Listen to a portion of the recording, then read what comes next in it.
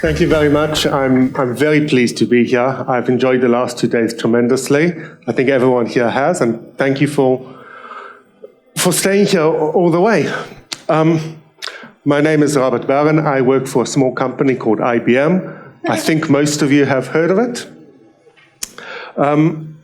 IBM has a long, rich tradition. I'm very proud of the fact that IBM was 1% of the people who worked on the Apollo moon missions.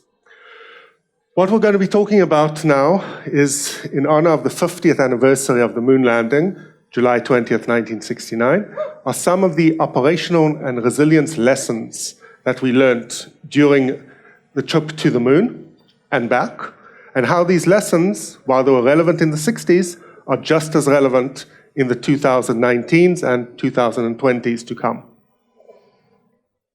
We're going to start in the beginning, middle of the Cold War.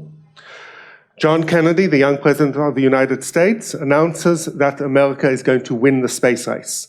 Within a decade, they're going to get to the moon, bring him back, show everyone that the American technological prowess is the greatest and that the American spirit can do anything. Now, the very first lesson is that Kennedy gave us explicit goals. While it sounded like science fiction, it was actually very simple to understand and comprehend. Man, moon, decade, safe. That's it. You do all these 4 things, you've succeeded. You do 3 of them, maybe you land a space probe on the moon, it's not good enough. Maybe you do it in 1973, it's not good enough. You have to do all of them. And it's very easy now to understand what victory, what success is. So many of us work on technical projects that we know what technically we want to do, but whether it's good for the business, whether the business wants us to do that, is not always clear. Which brings us to the next point. Even though we have the goals, we have to be unified amongst them. So we want to get to the moon. What does that mean? Does the spacecraft landing on the moon mean we got to the moon? Or do we have to open the door, get out, and put a step on the moon? So let's have a show of hands. Who thinks that landing the spacecraft means we got to the moon? Okay. Who thinks that stepping onto the moon means we actually succeeded? Okay. So what I can see is that most people would say that stepping onto the moon is the important part. So let's ask the person who should know the most about it, Neil Armstrong, what he thinks. And Neil Armstrong is a pilot. He doesn't care about walking. He cares about flying and he cares about landing. So we've got the greatest technical person here, but he has a slightly different view of what the business wants compared to the actual business. So that's another important lesson. Let the technical people do everything, but make sure that they're doing it in the right direction for the business. And of course, let's not forget in all this discussion of what is landing on the moon, that it's only part of it. We have to get all the way back in order to succeed.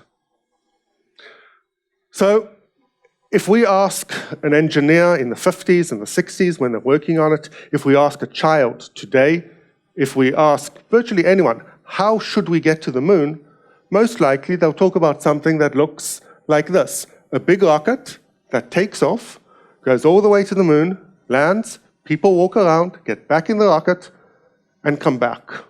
This is a trope of science fiction from everything from Tintin to the Millennium Falcon.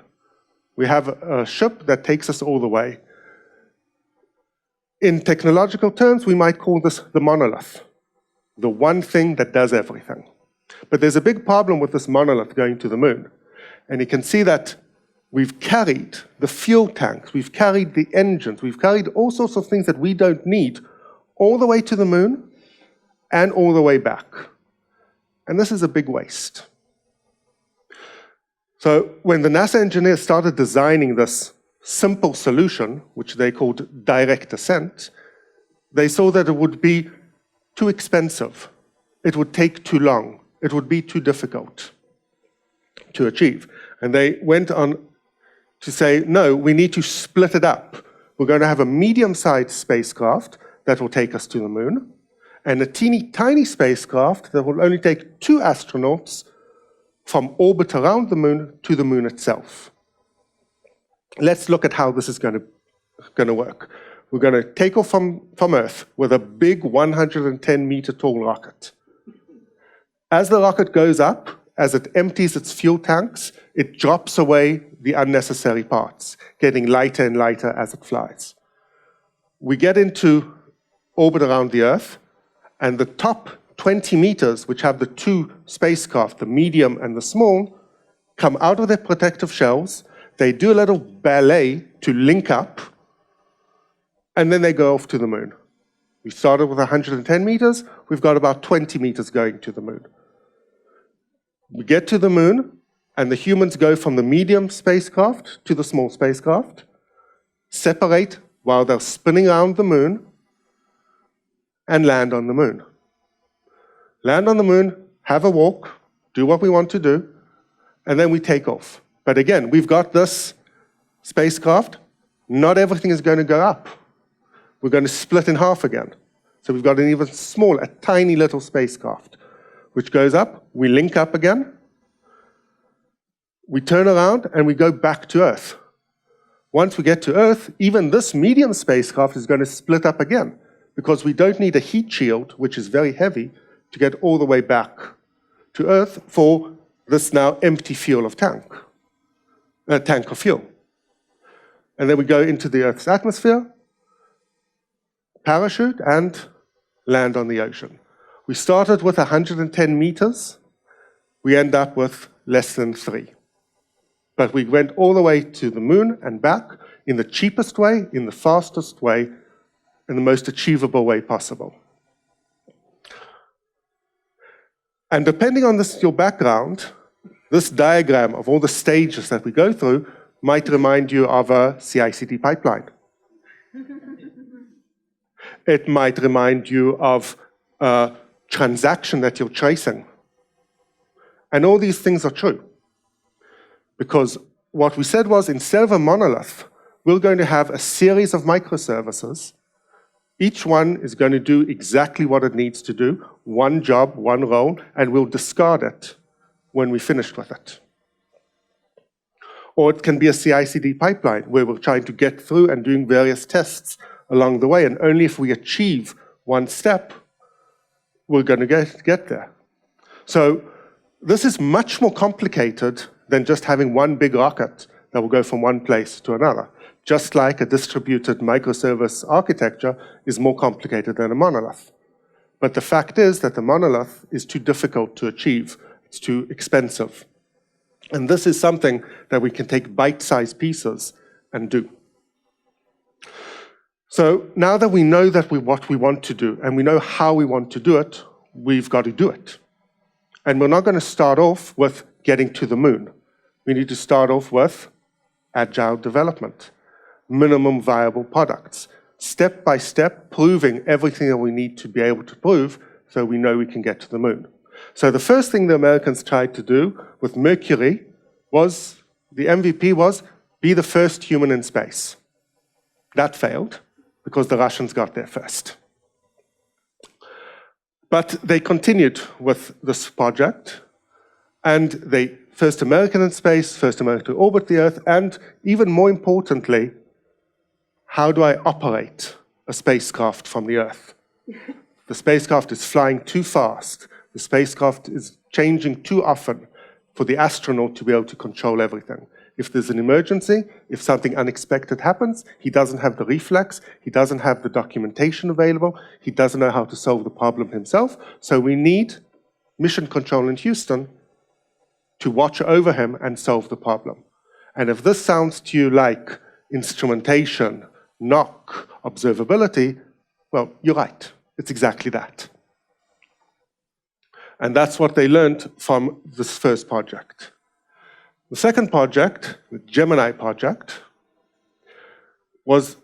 had 2 people in space, walking in space, staying for 2 weeks in space, spacecraft pirouetting around each other in space, all the various discrete things they needed to learn how to do in order to get to the moon.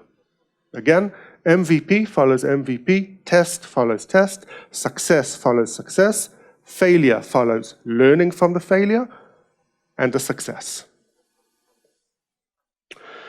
And how did they train for this? How did they practice? Because sending something into space is very expensive. So they built simulators. If you see this computer, and behind the computer is a strange-looking box where the astronauts would sit in the box and pretend to fly to the moon.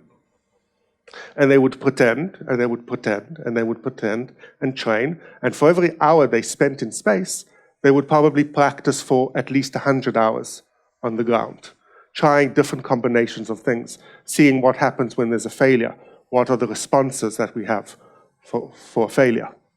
And they didn't do it by themselves because the operators were training with them to see exactly how the astronauts responded, to see what happens when unexpected things happen and how do they work together to solve these problems. And simulated telemetry and simulated dashboards, because obviously they weren't flying at the speed they were flying. They were stuck in a small room in Houston. But the computers were simulating what it would look like while they were flying, so the operators could practice what the numbers were supposed to look like. If this sounds like building a baseline for anomaly detection, well, you're absolutely right. That's what it is.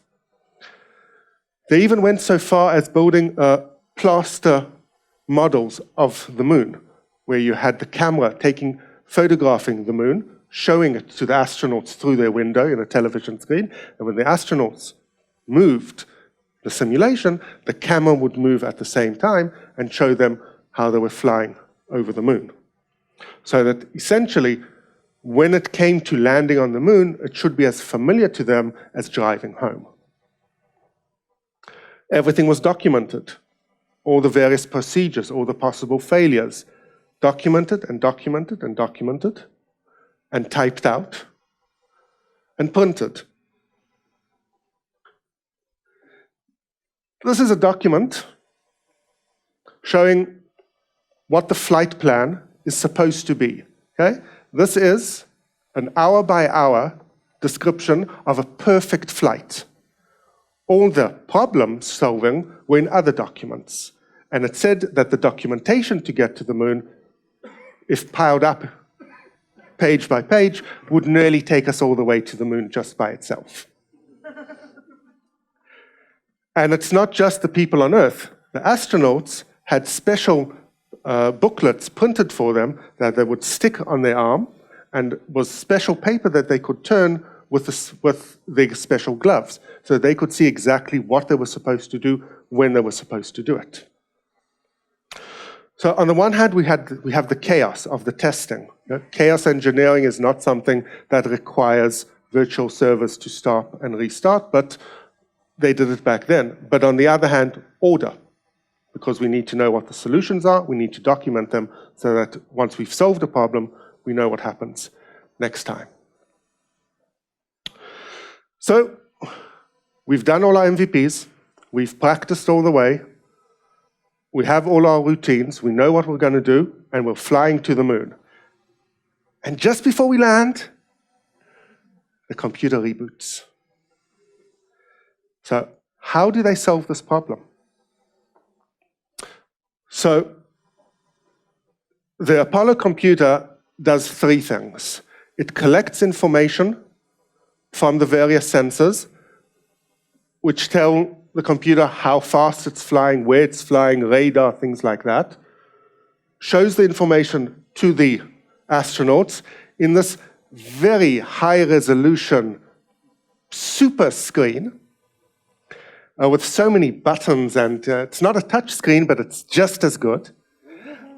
And when the astronauts press these buttons, it controls the jets in order to change the direction that we're flying. So as you can see, this computer is somewhat important for the landing. And they're hovering a few hundred meters above the ground, minutes before the scheduled landing, and they get an error. And this is a very, who here doesn't know what 1201 means? And what about 1202? Because it's flashing again and again. Now, the astronauts have practiced and trained for hundreds of hours, but there were some things that they hadn't practiced on. And these errors, which they knew meant that something was bad in the internals of the computer, but they didn't know what was going on. So for that, they needed support from mission control. Most of you, I think, are familiar with this sort of picture, mission control in Houston, or for you, those of you working in large organizations, the data center NOC, because they look very similar. People working, monitoring, seeing what's going on, seeing the health of the systems that they're responsible for. Each person in a different station, each person has a different responsibility. And if we look at the responsibilities of the computer alarm, what happens is that the alarm appears in the astronaut's console. 1.5 seconds later, it appears in the telemetry and dashboards of the guidance officer and the guidance officer's back room. So the guidance officer is the guy sitting in the central room. He's the point man, first level support, SRE on duty, however you want to describe it. And the back room are his experts, the people who support him. He doesn't have space here for the whole library of documentation, because back then they didn't have Wikipedia, they didn't have Confluence, they didn't even have the World Wide Web. So all the documentation was physically printed. So the astronauts could talk to the capsule communicator, who had a special seat here, and only to the capsule communicator. They didn't want to allow other people to talk and disrupt and interfere with what the astronauts were doing. And the guidance officer talks to his back room.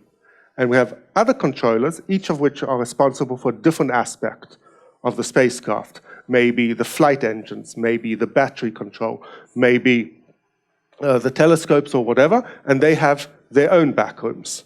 And orchestrating it in the middle is the flight director, who has the final say over what goes on during the mission, and he's the one who can order an abort remotely, even without the astronauts doing anything. Now, all these things are people talking to each other. They're not necessarily next to each other. They're a distributed team. And what I found is that not only do they talk within these boxes, but they talk between themselves. Maybe this back room needs to talk to that back room. Maybe the flight needs to talk to a controller outside. A lot of networking going on. And back then, they didn't have Slack or Mattermost or Microsoft Teams. All they had were headsets. And they talk to each other with headsets. So we still have headsets and we use them. We don't have cigars anymore, really, in where we're working. But a lot of the things that we do today during incident management, they were trying to do back then with their headsets. They would have multiple conversations at the same time, and every operator could choose which conversation, which loop they were going to listen in on. And this is a diagram of this. Everything was stored, everything was recorded. You could go on the internet and listen to the conversations that they had. And you can see here, there was something like 20 conversations going on at the same time. And what they would do was they would change the volume of every conversation they were interested in. So the ones they were directly responsible for had the highest volume, and ones that were just somewhat interesting had a lower volume, so that was how they would make things more or less obvious to themselves.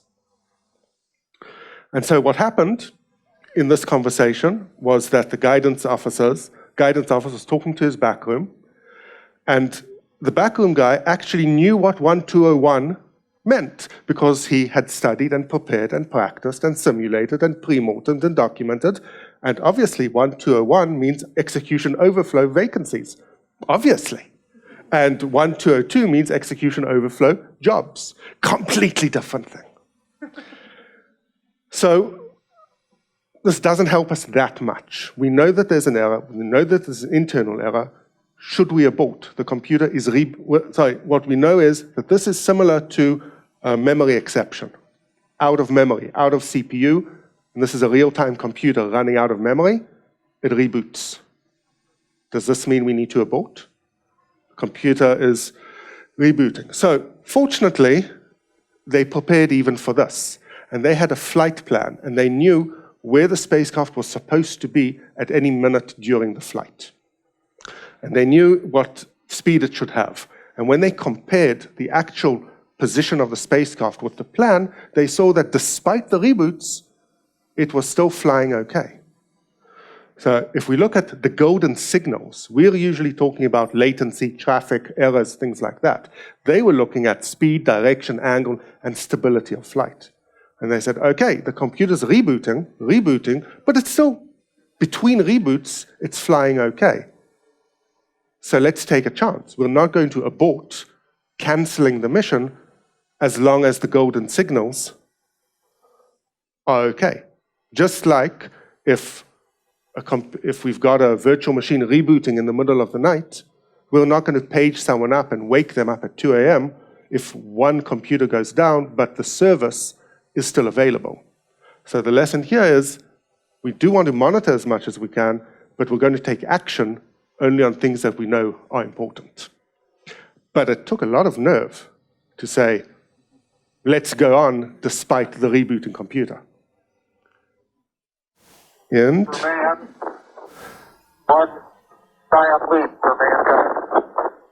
we had a successful CI/CD deployment. Or we had a successful transaction, depending on your point of view. But they took the risk, they took the chance, they got to the moon. And they got back and got a New York ticker tape parade. But going once is not enough. We want to be sure that we can do this sustainably.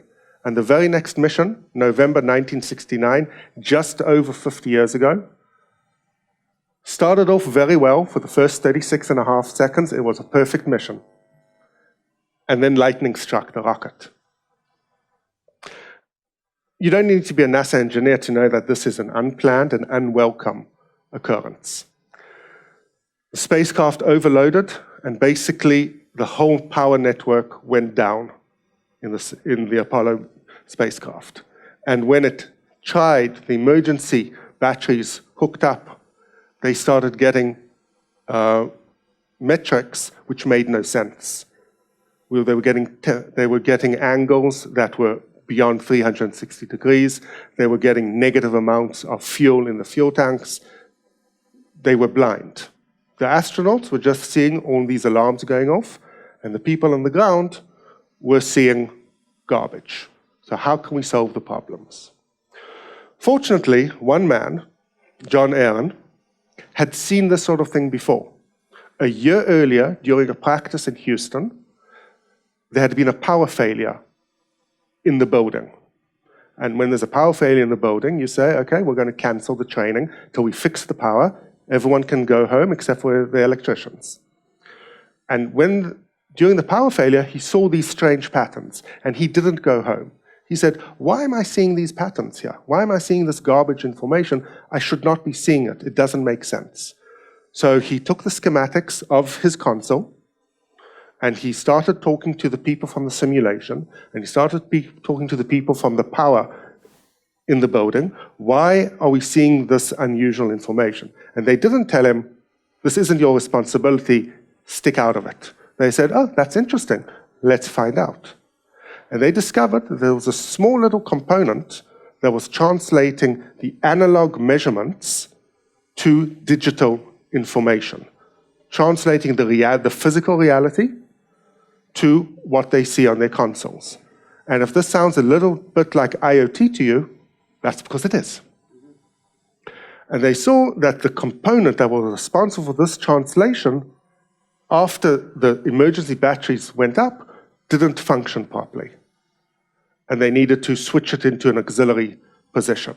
And he said, gee, the power failure on Earth gave me the same result as the lightning strike on the way to the moon.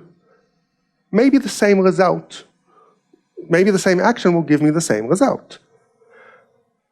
This is a panel on the Apollo spacecraft. There are a few buttons here. There are about 6 panels like this in the spacecraft. And as you can see, this button here for the signal conditioning equipment, which is the component that we're talking about, is it's front and center. Actually, most people didn't even know that this component existed, let alone where the button was. But he did, and one of the astronauts did, and they pressed the button, and that saved the mission. Because they pressed the button, and suddenly everyone was seeing the actual errors, the errors that they could deal with, the errors that they could save, that they could solve. And they fixed the things as the rocket was flying up, and got to the moon. The thing that makes a good ecom is a natural curiosity about how things work, even if you are not responsible for them. Okay? If that sounds like good advice today, that's because it is. So, there were only 13 launches of the Saturn V rocket, the 110 monster that took the Americans to the moon. There was no time to actually do all the statistical testing that the engineers wanted. They had to maximize the reliability. And we saw this reliability in the lightning strike. While the Apollo spacecraft's computers and systems went offline, the rocket itself continued flying per plan and kept the system stable for the time it took John Aaron to figure out what the problem was. And one of the reasons for this stability was the computer of the rocket itself. There's a 110-meter rocket, and you can see here the computer of the rocket, which is part of the rocket itself, and there are 4 IBM engineers inside building the computer. And the way this computer works, so the computer was responsible for the guidance and control of the rocket itself. The way it worked was that the computer was split up. The algorithm was physically divided into 7 modules, and then these 7 modules were duplicated 3 times. And every time you went through the algorithm, module 1 would do its calculation 3 times on 3 physical sections, and then there'd be a vote for the next one. For the next one, for the next one. So the computer's divided 21 times, and you can have something like 14 failures before the computer will actually malfunction. And when they did statistical testing for reliability of the computer, and we can see here a couple of interesting things.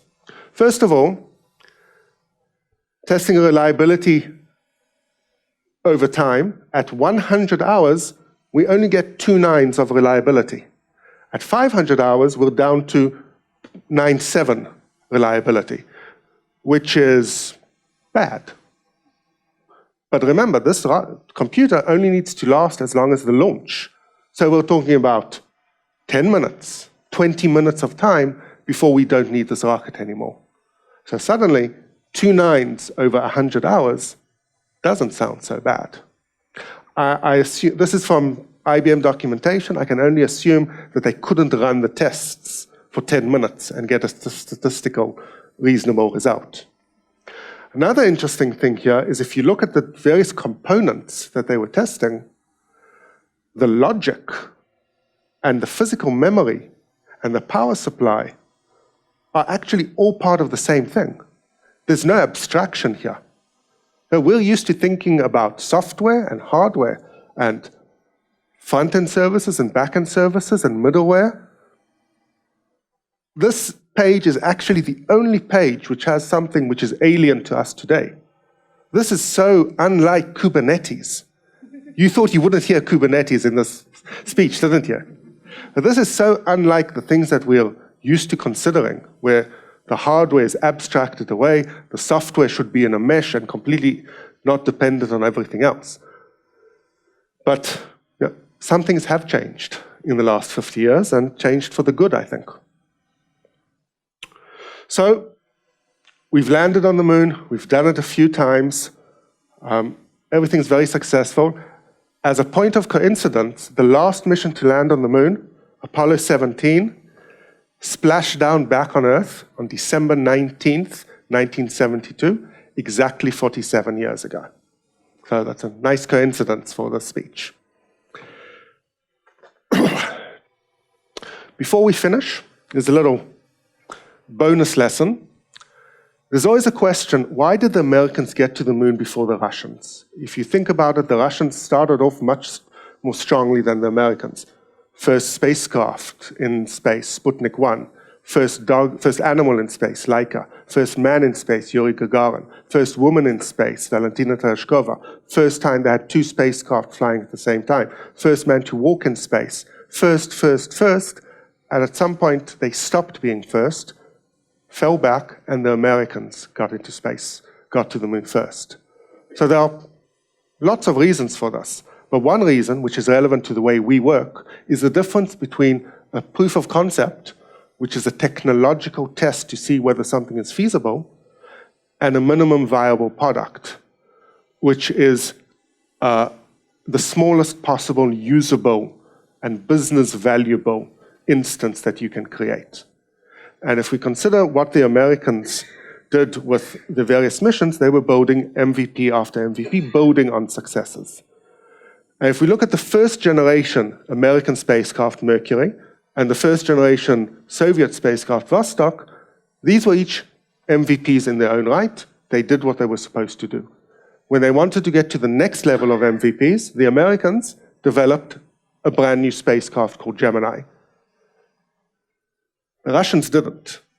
Voskhod is just the old Vostok with a few more capabilities added on top.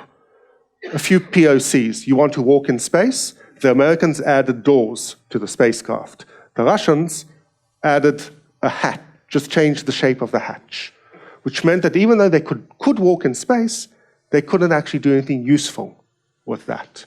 They wanted to add more people to the spacecraft. The Americans made a larger spacecraft. The Russians told the cosmonauts to fly without spacesuits so they could get more people in the same space.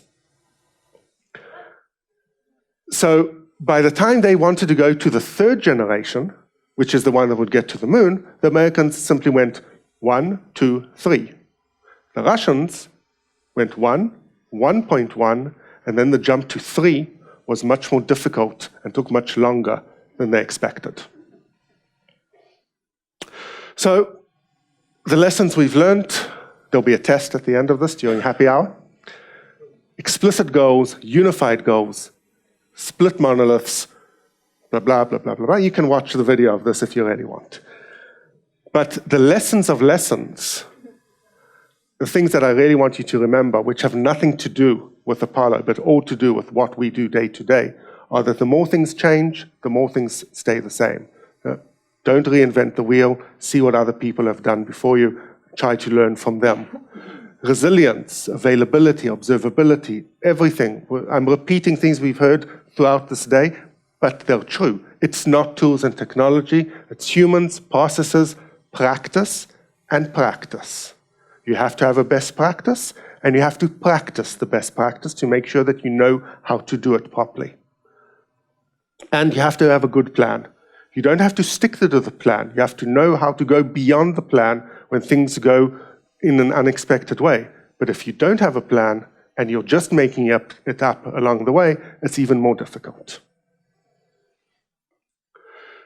I'd like to leave you with 2 quotations. The first is Christopher Kraft, the man who created mission control. And out of all the things that were used in order to get to the moon, the computer was the most important. So I think that's something for us to take a bit of credit of. The work we're doing changed the world, is changing the world, and will change the world. And the second thing is that natural curiosity about things that are beyond your responsibility is a good way to be professional. Some further reading. I've got a blog in which I write about these things. Some of the lessons I've discussed, I go into more detail in my blog. Some of the things in my blog I haven't discussed yet. 2 books that are fascinating about mission control. Apollo in Real Time is where you can listen in to the conversations during missions. It's all everything is recorded. You can listen or jump to interesting parts. And if you have trouble sleeping at night, I can give you references to some of these some of these detailed study reports which have all the statistics of the reliability of the components. So thank you very much. You've been a great audience.